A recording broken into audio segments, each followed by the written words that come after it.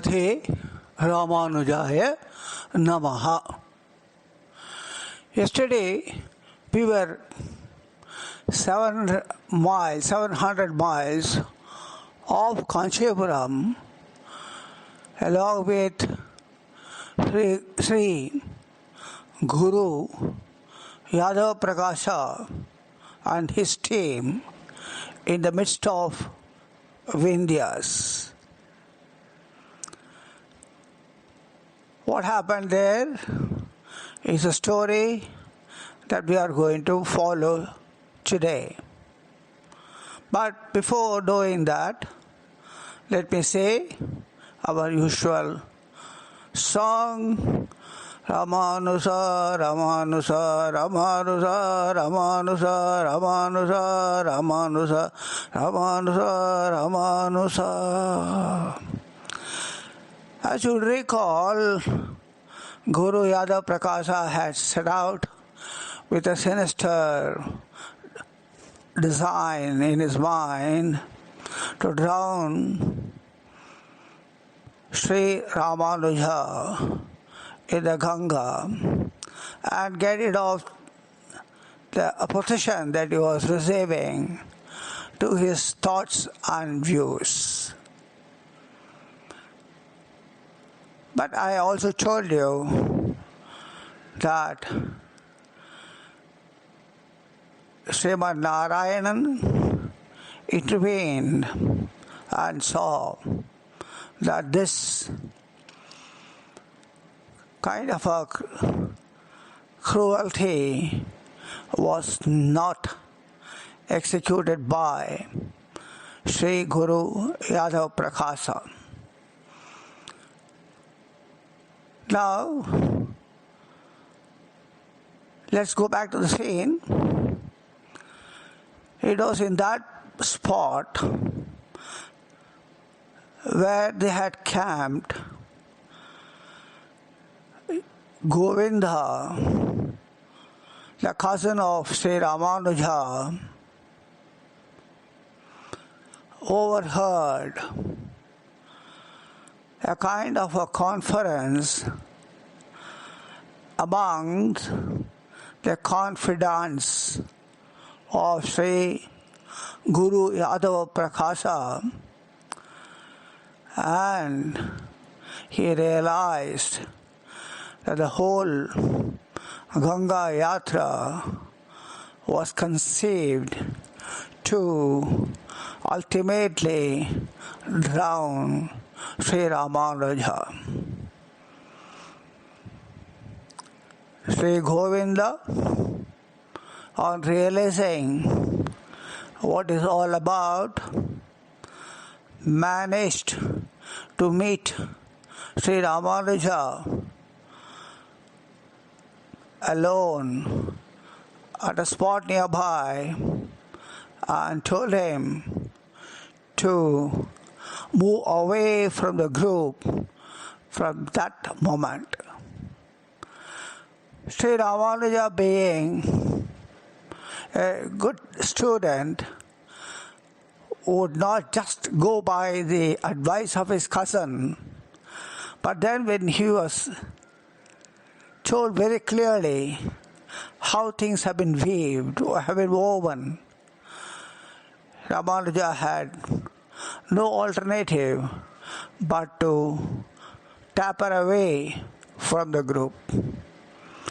Having left the group, he was all alone in the midst of the forest of Vindhya Pradesh. Then, as they not aware of the total topography, he wandered here and there till he realized the sun was going down and soon darkness would fall on the whole forest and the wild beasts of the forest would become active. That means he feared that some wild animals of the forest would eat him up. It was then, almost at the dusk, he prayed for and silently said in his mind to Sri Narayanan, Lord Mahavishnu, to help him out. As he said his prayers and walked down few yards, he saw a hunter couple wade over her. Husband and wife at a distance. He rushed to them and asked them as to where they were proceeding. The hunter couple replied that they were going down south. Ramanuja was excited and he asked them whether he could go along with them, or rather whether they would take him along. The widower couple smiled at each other and said, "Fine, come along, let's go." They trekked till late in the night when they felt tired and the whole forest was totally dark with no lead to travel. They decided to rest till the morning. What they did was, Ramanuja did was to clear some space so that the hunter couple could sleep at a comfortable ground, and he also found a place almost nearby. The hunter couple's supposed to be bed, and that spot Sri Ramanuja chose was not too far away. It was just earshot distance that he could hear the conversation between the hunter couple. He realized the couple did not go to sleep immediately, and he also realized that the female couple of the two was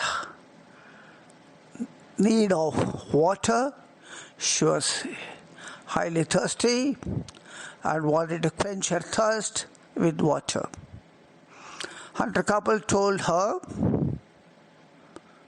that he knows there is some water source here, but he would not go in the night because it is totally dark, and ask her to contain the thirst till next morning and take a relief thereafter. Sri Ramanuja, who heard this conversation, was extremely disturbed that this couple, who had taken care of him, guided him, and were in total custody of him, he was not able to get some glasses of water to quench her thirst. Well, he had no alternative. He had to wait for the dawn to break. Early in the dawn, he woke up and he found the male couple was already up, and asked him for the direction to where he should move to bring water, to fetch water. And the male fowler showed him the direction as well as the location. Sri Ramanuja had to reach that spot, and those days they were not well designed and ready-made wells as we see here. It was a natural spot, almost down below the surface, the plain, and one has to descend down considerably without any steps to fetch water from down below. Sri Ramanuja did that. He just bought a pitcher of water, and when he came back, he was put to surprise. The hunter couple were not there. They had just gone without any sign of their direction of their move or any kind of a clue. Ramanuja wondered, how could that happen? Well, when he came out of that kind of a shock, he wanted to know as to where he was, and he asked a passerby as to he where. Sri Ramanuja was told to look at up the Punya Koti Vimanam at yonder. You are on the outskirts of Kanchipuram. Another wonder struck Ramanuja. Overnight he had been made to cover 700 miles. He had taken months and days to travel the 700 miles, but here now he had been transported through the same distance overnight. He was now dazzled. He began to wonder as to what has happened. Now with that, let us stop for the day.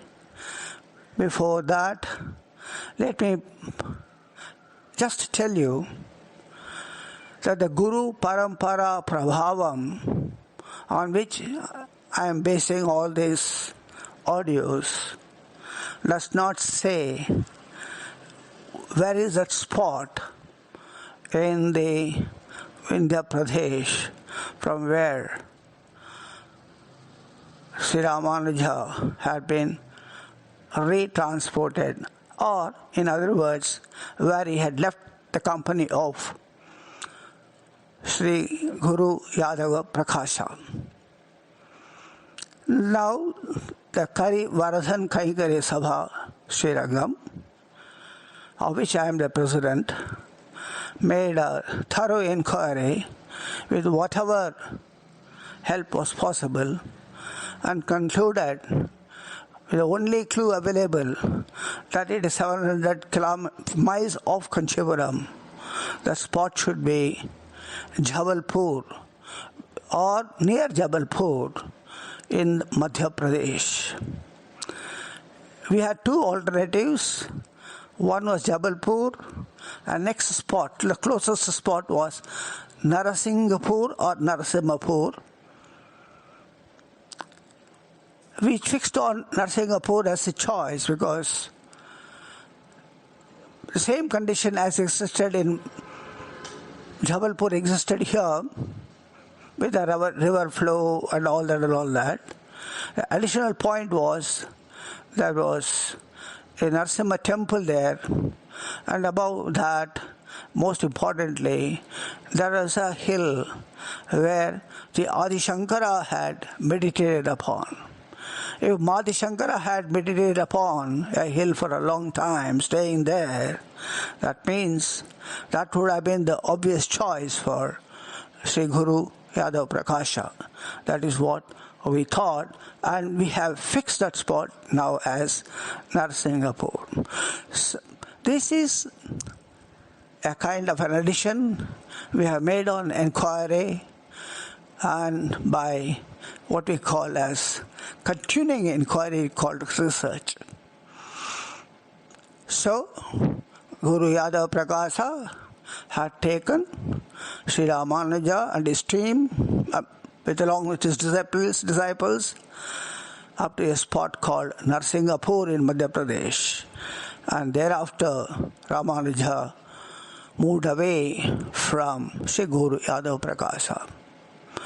Even today, you can visit Narsingapur, the temple, the spot where Adi Shankara had meditated upon. Jai Sri Ramanuja, Jai Sri Ramanuja.